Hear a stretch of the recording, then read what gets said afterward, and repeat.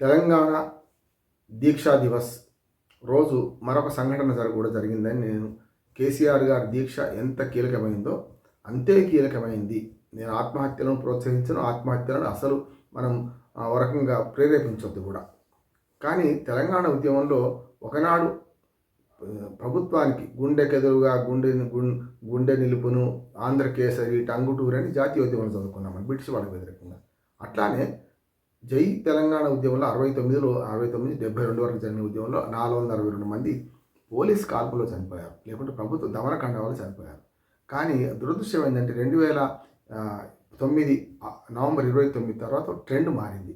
ఆనాటి దాకా ఉన్న ఆత్మస్థైర్యము నిబ్బరం పోయి శ్రీకాంతాచారి గారు, దానికి కారణాలు చెప్పాను గతంలో. హరీష్ రావు ఏం చేసిండు, కేసీఆర్ ఏం చేసిండు, దానివల్ల వరకు చెప్పానని నిబ్బరం కోల్పోయిన శ్రీకాంతాచారి ఆత్మ బలిదానంతో వరుసగా ఆత్మహత్య చేసుకునే ట్రెండ్ పెరిగింది. ఇది దురదృష్టకరం. కానీ దానికి ఆద్యుడైన వారిని అవమానించడం సరైనది కాదు కదా.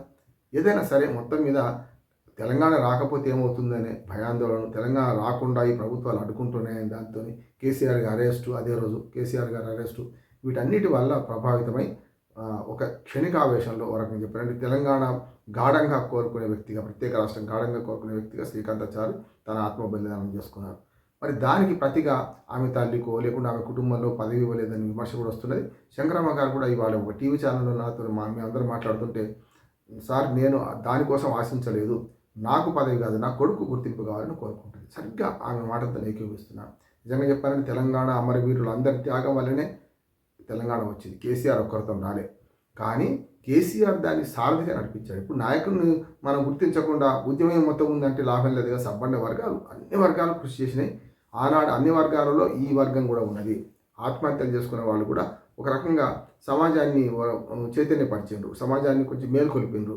వాళ్ళు అట్లా వస్తుంటే పిట్టల్లాగా కాలిపోతే మన సంగతి ఏంది, మామూలు సామాన్య జనం కూడా తెలంగాణ ఉద్యమంలోకి రాగలిగినారు. ఇది ప్రేరణ అంటున్నాడు. ఆ ప్రేరణ తప్పుడు ప్రేరణ అయిపోయింది. అంటే యాక్చువల్గా ప్రేరణ కరెక్టు, కానీ మార్గం తప్పుడుది అయిపోయింది. ఎప్పుడు ఎంత మంచి లక్ష్యానికైనా ఒక మంచి మార్గం ఎంచుకోవాలంటారు, కానీ తప్పలేదు. కానీ లక్ష్యం వైపు మనం నడిపించడానికి వారి ఆత్మ బలిదానాలు పనికి వచ్చినాయి.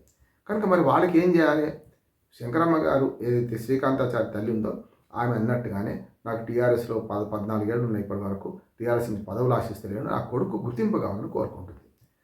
దురదృష్టవశాత్తు కొన్ని సంఘటనలు కానీ కొన్ని డేట్లు కానీ కలిసి రావు మనకు.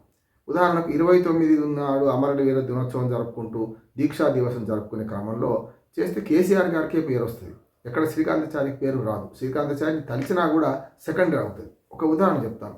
గతంలో మనకు ఎప్పుడైనా ఇప్పటిదాకా చేస్తున్నది అక్టోబర్ 2 అనగానే మన గాంధీ జయంతి గుర్తొస్తుంది. లాల్ బహదూర్ శాస్త్రి జయంతి అని ఎంతమంది తెలుసు? చాలామంది గాంధీ పక్కన చదువుకున్న వాళ్ళు ఒక లాల్ బహదూర్ శాస్త్రి ఫోటో కూడా పెడుతున్నారు. కానీ చాలామంది గాంధీ విగ్రహానికి పూలమాలలు వేస్తారు, గాంధీని తలుస్తారు. అంటే సెకండరీ అయిపోయాడు ఏది లాల్ బహదూర్ శాస్త్రి. అదే రోజు పుట్టడం వల్ల, అంటే ఆయన దురదృష్టం కాదు, వాళ్ళిద్దరికి మధ్య ఉన్న అంతరం, ఆ నాయకత్వ అంతరం కానీ ఇవన్నీ కావచ్చు. ప్రధానమంత్రిగా పనిచేశారు లాల్ బహదూర్ శాస్త్రి, కానీ ఆ గుర్తింపు ఎందుకు రాలేదు అంటే ఇది అట్లే అవుతుంది. 29 నాడు నవంబర్ 29 నాడే కనుక శ్రీకాంతాచారి గుర్తింపుగా మనం అమరవీర దినోత్సవం జరుపుకున్నాం అనుకోండి, ఆటోమేటిక్గా అది ఆ క్రెడిట్ అంతా ఎవరికి పోతుంది అంటే కేసీఆర్కి పోతుంది. ఆ కేసీఆర్ గారిదే పేరు వస్తుంది. అట్లా కాకుండా నేను ఆయన పుట్టినరోజు, ఆయన మరణించిన రోజు నేను లెక్కలో తీసుకున్నాను.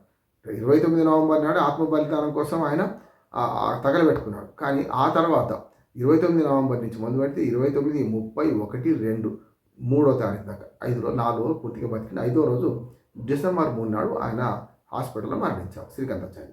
అటువంటి అప్పుడు శ్రీకాంతాచారి మరణించిన రోజును తెలంగాణ అమరవీరుల దినోత్సవాన్ని ఎందుకు జరుపుకోవద్దు అని కూడా ఒక ప్రపోజల్ నేను ఒక టీవీ ఛానల్ ద్వారా పెట్టిన.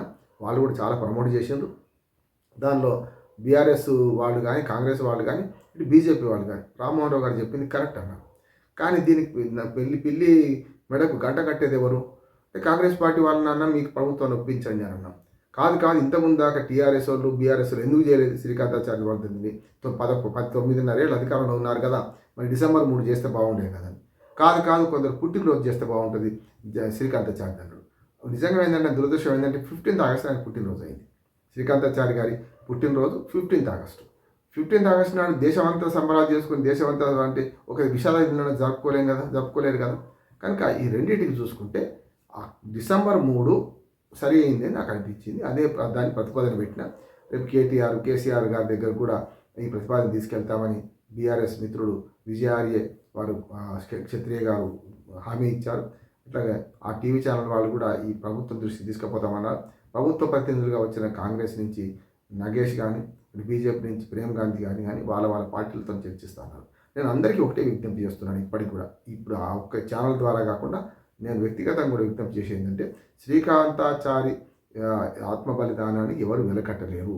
దానికి ఆమె కుటుంబ సభ్యులకు ఎమ్మెల్యేలో ఇది ఇవ్వడం వల్ల సమస్య లేదు, ఇస్తే తప్పులేదు.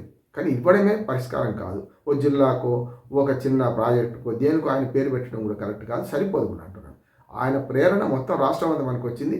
అది ఆత్మహత్యల వైపు పురుగొల్పినా సరే చివరికి మనం రాష్ట్రం సాధించుకున్నాం. కనుక రాష్ట్ర సాధనలో ముఖ్య భాగమైన ఆ రోజు ఆ ఆత్మ బలిదానం, శ్రీకాంతాచార్య ఆత్మ బలిదానానికి గుర్తుగా మనం డిసెంబర్ 3 నాడు తెలంగాణ రాష్ట్ర వ్యాప్తంగా ప్రభుత్వమే అధికారికంగా అమరవీరుల దినోత్సవం చేస్తే ఎట్లా ఉంటుంది. తెలంగాణ ఉద్యమ అమరవీరుల దినోత్సవం అని చేస్తే, అమరుల దినోత్సవం వీరులు అంటామా అంత తర్వాత సంగతి. ఎందుకంటే పోలీస్ కాల్పులు చనిపోయిన వాళ్ళు ఉన్నారు, ఆత్మహత్యలు చేసుకున్న వాళ్ళు ఉన్నారు, రకరకాలుగా చనిపోయిన వాళ్ళు ఉన్నారు. కనుక తెలంగాణ అమరుల దినోత్సవం అంటే సరిపోతుంది కదా.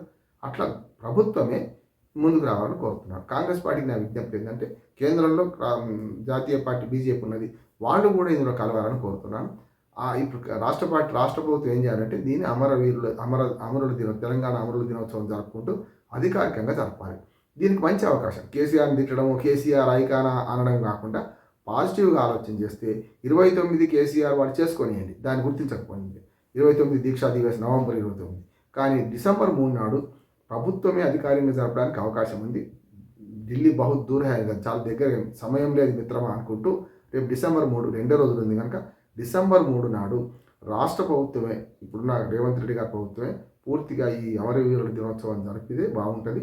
కేసీఆర్ చేయలేని పని తాను చేసి ఇవాళ అమరులకు మేము అశ్రుతర్పణ ఇస్తున్నామని చెప్పి దానికి ఒక విగ్రహం కట్టించడం, లేకుంటే ఐకాన్గా ఎట్లాగూ అమరవీరుల స్తూపం ఉంది కదా, అక్కడే ఈ అమరవీరుల దినోత్సవాన్ని చేస్తే అధికారికంగా కాంగ్రెస్ పార్టీ చేస్తే దాన్ని బీజేపీ కాదను, బీజేపీ కూడా అనుసరించాల్సి వస్తుంది, ఇతర పార్టీలు కూడా అనుసరించాల్సి వస్తాయి. కనుక ఈ ప్రతిపాదనను అధికారంలో ఉన్న కేంద్ర రాష్ట్ర ప్రభుత్వాలు, అట్లాగే అధికారంలో లేకపోయినా సరే ఆనాడు తెలంగాణ ఉద్యమంలో కీలకంగా వ్యవహరించిన కేసీఆర్ గారు ఉన్నారు, వారి పార్టీ బృందం అంతా కలిసి ప్రభుత్వం మీద ఒత్తిడి తీసుకురావాలి.